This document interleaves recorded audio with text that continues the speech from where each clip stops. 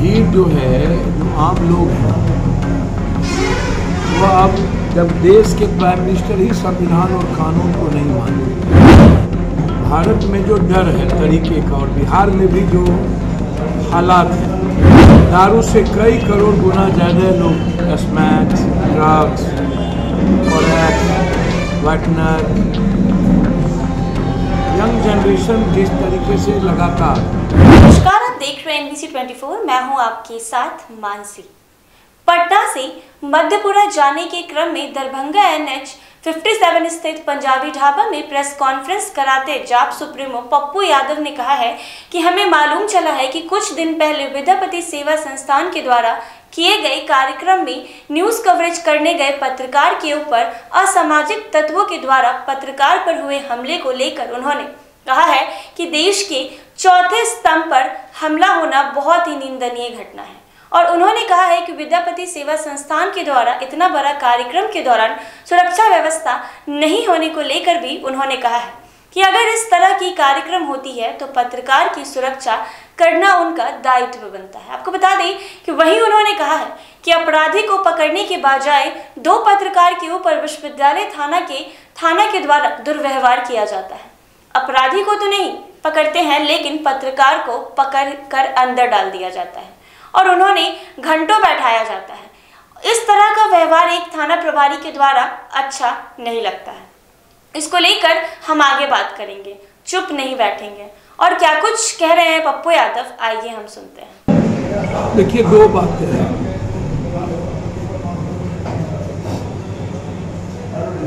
भीड़ जो है, जो आम लोग हैं, वह अब जब देश के प्राइम मिनिस्टर ही संविधान और कानून को नहीं मानते। संजय राउत के मामले में कहा गया कि ये न तो कानून सम्मत है और ये गिरफ्तारी गलत है। लगातार सुप्रीम कोर्ट, अब हाई कोर्ट,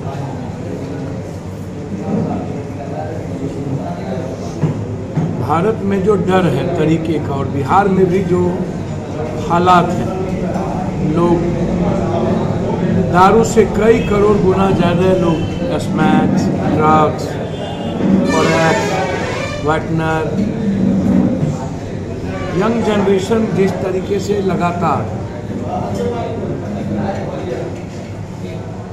ऐसी चीज़ों का सेवन करना शुरू कर दिया, और उसके बाद 90% लोग पॉर्न देखने लगे।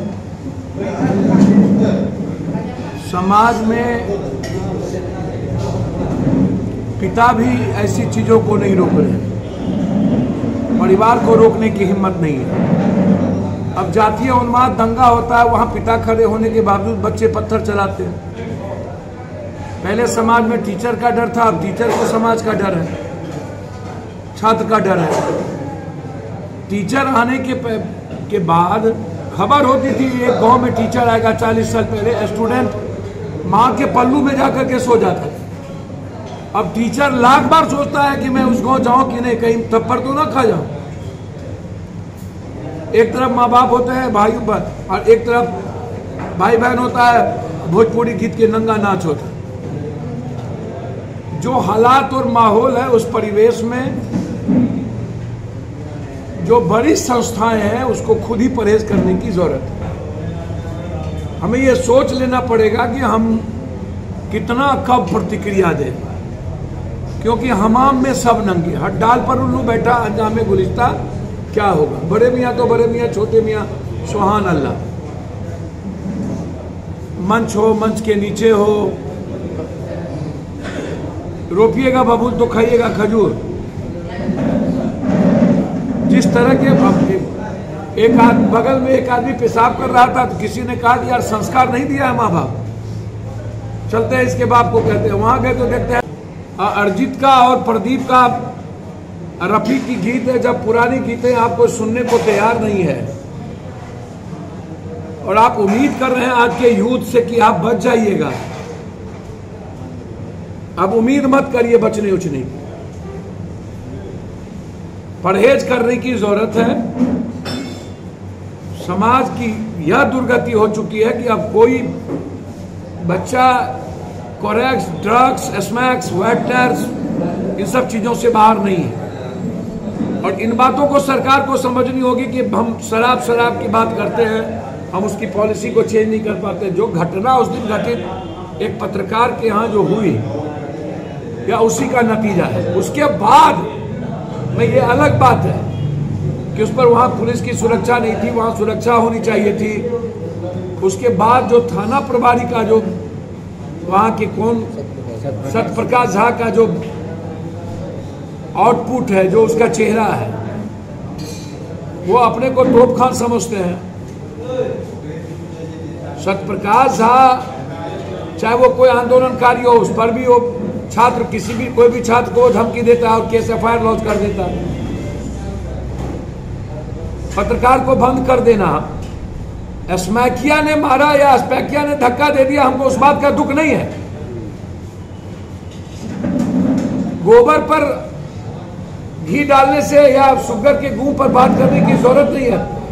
गोबर पर जितना घी फेंकाना पर आप पत्थर मारिएगा तो अपने छिटकेगा, इसलिए उन गंदे आदमी की चर्चा की बेकार की बात।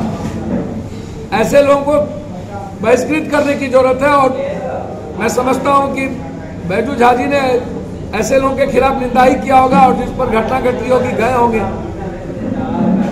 यदि सरकार ने सुरक्षा नहीं दी, प्रशासन ने, तो खुद की सुरक्षा की व्यवस्था करनी चाहिए। पत्रकार को सबसे पहले हमें सम्मान के साथ कहीं बैठाने की जरूरत है, ताकि जो हमारी स्वतंत्र विचारधारी वाली पत्रकार है उस पर कोई हमला ना हो, उस पर डायरेक्टर पर हमला ना हो। लेकिन उसके बाद जो थाना प्रभारी के द्वारा घटना घटित हुई, ये जितनी आलोचना की जाए गलत है। उसकी शिकायत डीआईजी तक आप लोग को करनी चाहिए, हम उस पर बात करेंगे। वो लगातार वहाँ सांड और रावण, उनको समझ में आता है कि हम यहाँ के हिटलर हो गए हैं। ये गलत परंपरा है, गलत तरीका है। जो उन्होंने कॉलर पकड़ के हमारे पत्रकारों को बैठाया, वह तस्वीर हमें चाहिए, हम उसके खिलाफ लिखेंगे। और जब तक कार्रवाई नहीं होगी तब तक हम उसको छोड़ेंगे, हम बात करेंगे ऊपर, आप बेफिक्र।